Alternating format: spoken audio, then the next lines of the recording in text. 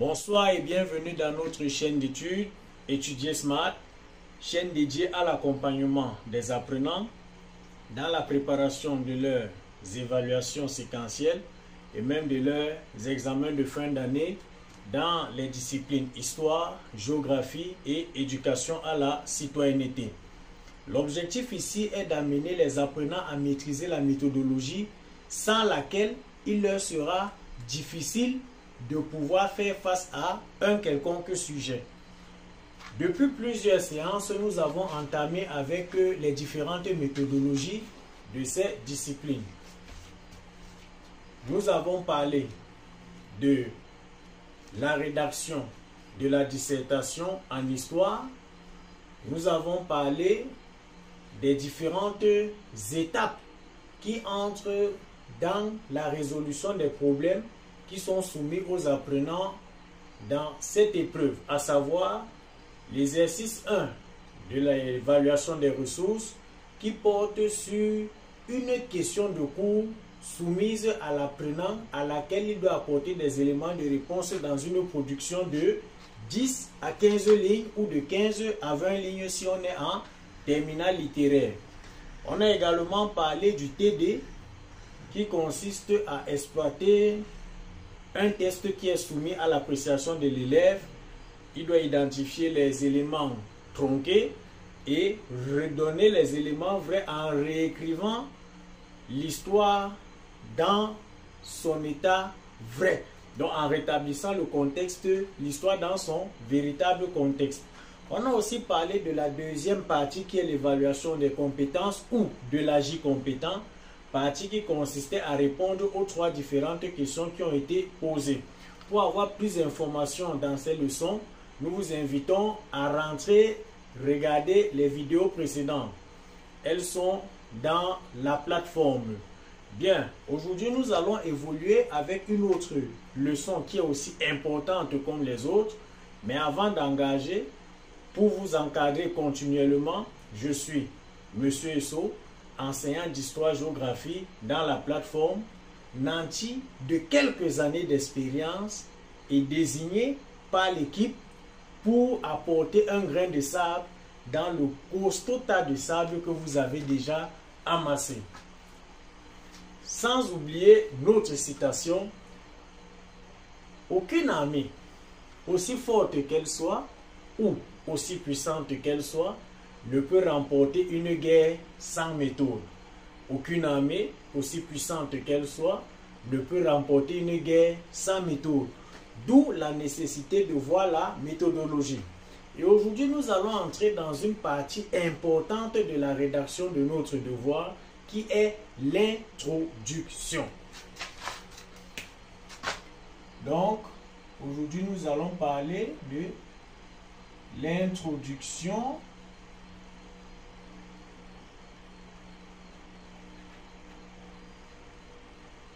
de la dissertation.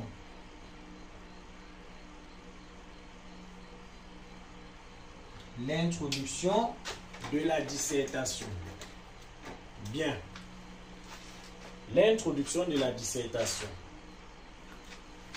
C'est elle qui donne la saveur au devoir que l'on va lire dans le développement.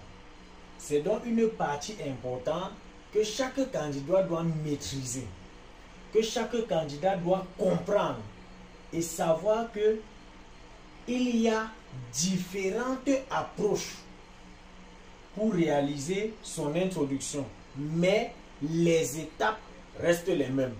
Nous retenons donc que pour rédiger l'introduction, qui est la partie qui présente de manière sommaire le devoir que nous sommes appelés à présenter, a trois principales parties qui sont, première partie,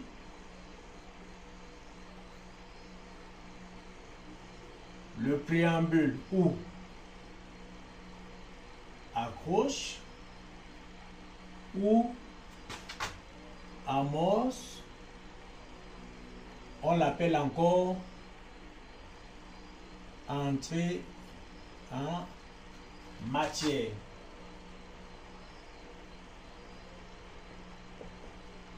La deuxième partie que nous allons voir est appelée la problématique. Et on sait que la problématique découle du problème.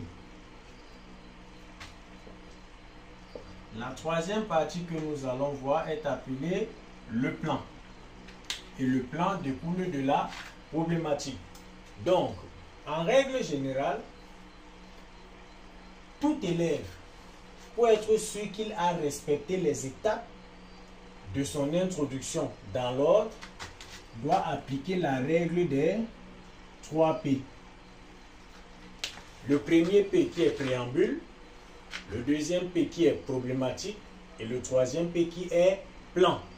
Maintenant, nous allons voir en détail les différentes stratégies qui permettent d'aborder aisément ces parties dans un sujet qui nous est donné. Nous nettoyons pour avoir plus d'espace. Nous allons donc prendre en petit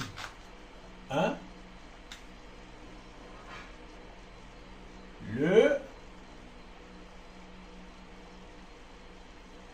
préambule. On l'a toujours dit. Le préambule, c'est la partie qui annonce le devoir. C'est la partie qui présente le sujet. On va écrire entre parenthèses présentation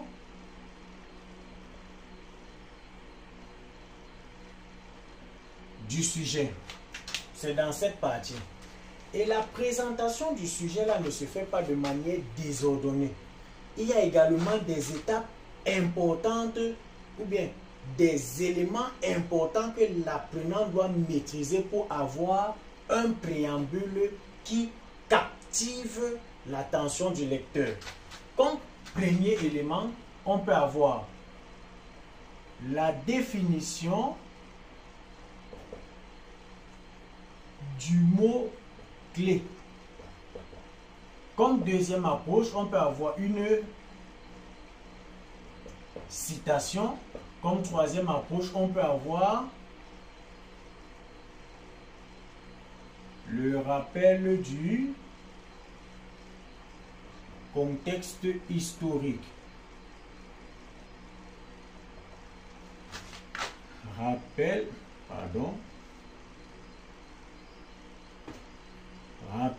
du contexte historique. C'est ça qu'on appelle généralement du général au particulier. Du général au particulier. Bien. L'on ne demande pas à l'apprenant de présenter son préambule avec ces 3 méthodes. Non. Parmi ces 3 méthodes, il va choisir celle qui sied le mieux à sa vision de la dissertation. Celle qui sied le mieux à sa vision de la dissertation. Et nous devons également retenir que le préambule, la technique à utiliser dans le préambule dépend même de la formulation du sujet que l'on a en face de soi. Parce qu'il y a les sujets où il est plus aisé de commencer par une définition. Par exemple, en géographie, si on demande de parler des facteurs de la croissance démographique, on va pas faire... C'est bien vrai, on peut parler d'un contexte historique. Comment? On ne peut pas dire depuis que la Terre tourne autour du soleil, ou bien depuis que la Terre est terre, depuis que la nuit est noire, les hommes augmentent. Non, c'est plus aisé de dire la population est l'ensemble des individus que l'on trouve dans une région bien précise. Tout simplement, n'essayons pas toujours de donner les gros mots pour épater les correcteurs, non, ou bien pour épater l'enseignant. Apprenons à être simple, apprenons à être clair, apprenons à être concis, apprenons à être précis. On va donc prendre des exemples, on va expliquer la définition du mot clé dans le préambule. Dans tout sujet, il y a un mot clé. En histoire, on peut dire sujet présente deux facteurs de l'impérialisme en Afrique, l'impérialisme occidental en Afrique. Le mot clé dans ce sujet, c'est impérialisme. On peut tout simplement donc définir l'impérialisme. L'apprenant peut commencer son sujet, son préambule en disant l'impérialisme est cette doctrine qui voudrait que les puissances occidentales dominent sur les territoires africains dans tous les domaines. Ou encore, l'impérialisme est la doctrine qui préconise la domination des États forts sur les États faibles dans tous les domaines. Ça va avec. On peut partir avec une citation. On peut prendre une citation, on dit: la politique coloniale est fille de la politique industrielle. On sait que c'est dans le contexte de l'impérialisme que cette citation a été donnée. La politique industrielle, pardon, la politique coloniale est fille de la politique industrielle. Rappel du contexte historique, ça peut également marcher. On va dire, après l'essor des progrès scientifiques et techniques, l'Europe s'est retrouvée étouffée dans tous les domaines. D'où la nécessité de chercher de nouveaux espaces pour déverser le trop-plein de ce qu'ils avaient eu à mettre sur pied. Un autre avait dit, l'Europe est un continent très surpeuplé, l'on étouffe en Europe. C'est donc pour dire que, comme on étouffe en Europe, il faut entrer dans l'impérialisme pour aller conquérir d'autres territoires. Retenons donc ceci. Le préambule que l'on va faire présente le sujet. On va ajouter présente le sujet dans le temps et dans l'espace. Donc, ça cadre le sujet, un cadre spatio-temporel. C'est ça le rôle du préambule. Le préambule est en quelque sorte les bornes du sujet, présente les bornes du sujet, au-delà desquelles aucun candidat n'est appelé à sortir. C'est important. Donc, la méthode que le candidat doit choisir, il doit la maîtriser. Dans les exercices, nous allons essayer d'appliquer tout cela. Mais pour le moment, c'est vrai, on dit, on apprend mieux en appliquant. Mais il faudrait déjà avoir des notions sur la méthodologie. Les sujets viendront plus tard. Puisque nous avons parlé de 3 étapes dans l'introduction de la dissertation, nous avons évoqué la première. Sans plus tarder, nous allons partir dans la deuxième qui est la problématique.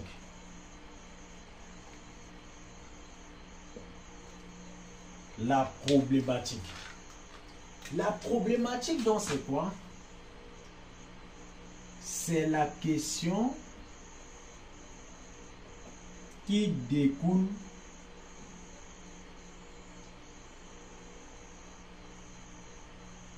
du problème posé par le sujet.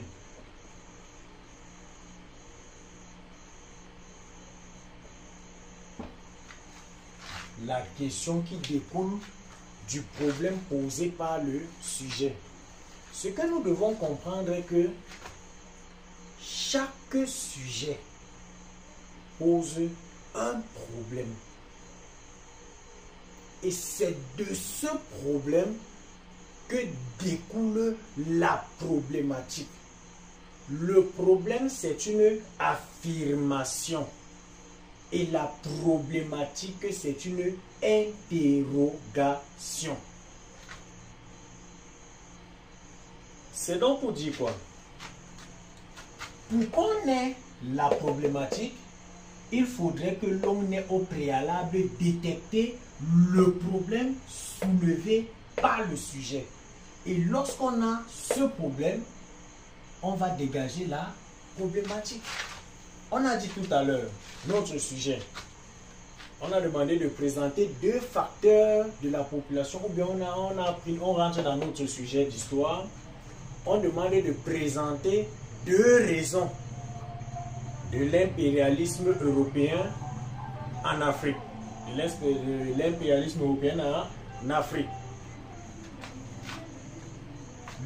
Le problème posé par le sujet, c'est quoi? C'est l'impérialisme européen en Afrique. Sur quoi? Les raisons. Le problème donc c'est quoi? Les raisons de l'impérialisme en Afrique. Pour être plus clair, nous allons prendre notre sujet. Sujet.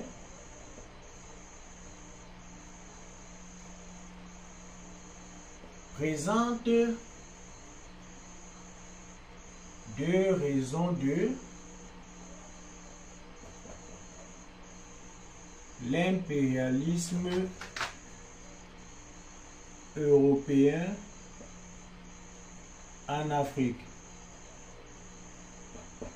Quel est donc le problème? Le problème ici c'est quoi? Il est question de quoi?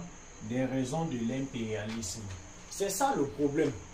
Dans un autre sujet, on peut dire présente 2 conséquences de l'impérialisme européen en Afrique. Le problème sera quoi? Les conséquences de l'impérialisme en Afrique. Puisqu'on a détecté le problème que voici, c'est de ce problème que la problématique sort. Et ici, la problématique, c'est quoi? Quelles sont les raisons de l'impérialisme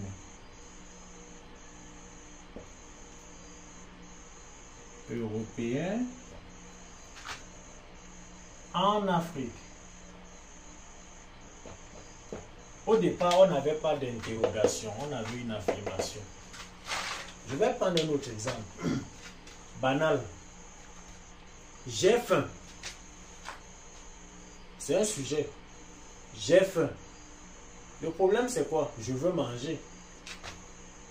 Le problème, ce n'est pas comme on parle. J'ai faim. Non, non, non, ce n'est pas ça. Le problème, c'est je veux manger.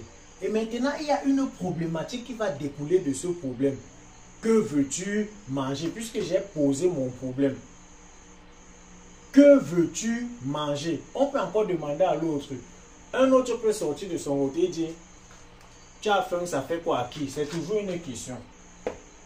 Mais elle ne répond pas au problème qu'on a en face.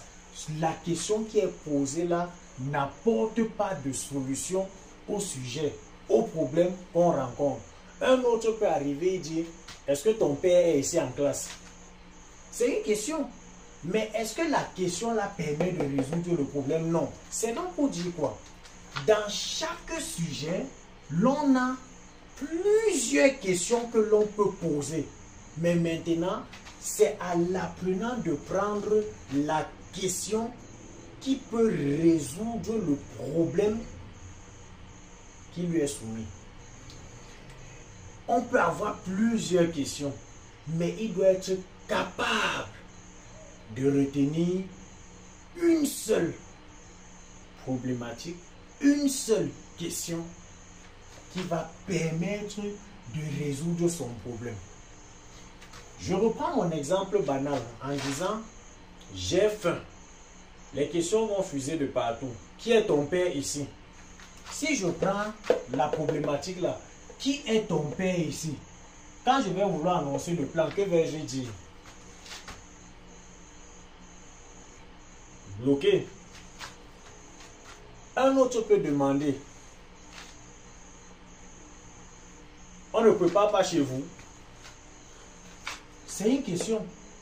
Mais maintenant, comment est-ce que je vais annoncer le plan avec cette question? Et pourtant, si un autre vient et dit, que veux-tu manger? Je peux maintenant répondre, je voudrais manger un bon gâteau avec une bonne purée d'avocat. Voilà nos deux parties. Première partie, un bon gâteau. Deuxième partie, une bonne purée d'avocat. C'est clair. Donc, il est nécessaire pour chaque apprenant de comprendre que la réussite de la problématique conditionne la réussite du développement. Puisque c'est la question qu'on va poser qui va nous permettre d'emblée de tomber dans la troisième partie qu'on appelle l'annonce du plan. L'annonce du plan. Dans l'annonce du plan, l'apprenant donne les grandes idées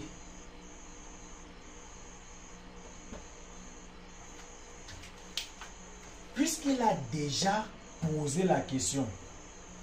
Quelles sont, par exemple, les raisons de l'impérialisme en Afrique? Et on a demandé dans la présentation 2, ou bien on peut dire tout simplement, présente les raisons de l'impérialisme. Il a les raisons. La question est claire. Quelles sont les raisons de l'impérialisme? L'annonce du plan, il peut tout simplement dire, pour répondre à cette question, nous présenterons tour à tour, ça veut dire une idée après l'autre, les raisons politiques et les raisons économiques. Et il se limite là.